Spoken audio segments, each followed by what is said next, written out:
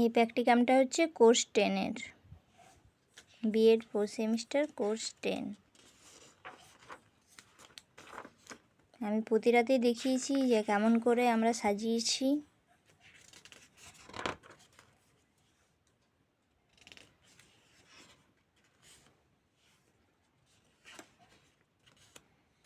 সূচিপত্র,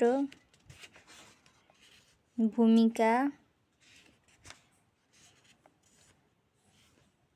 বিশেষ চাহিদা সম্পন্ন শিক্ষার্থী সম্পর্কে ধারণা, বিশেষ চাহিদা সম্পন্ন শিক্ষার্থীর শ্রেণীবিভাগ, সেই শ্রেণীবিভাগগুলি আরও পুরোপুরি আলোচনা করা হয়েছে।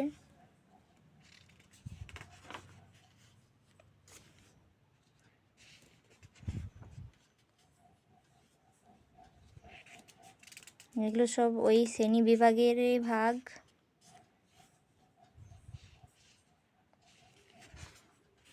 এরপর বিভিন্ন প্রকার বিশেষ চাহিদা সম্পন্ন শিশুর সংক্ষিপ্ত বিবরণ,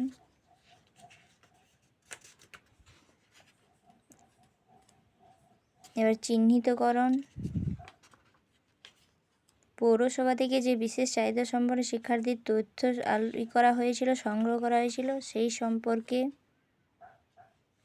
কিভাবে তথ্য সংগ্রহ করলাম সব কিছুটাই দিয়েছি। এরপর তথ্য সংগ্রহের যেটা টেবিল 1, টেবিল 2,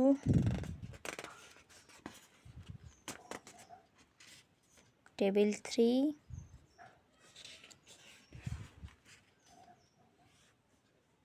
এটা টেবিল 4। আমি পুরুলিয়ার পৌরসভাটাকে বেছেছিলাম, এটা তথ্যটা।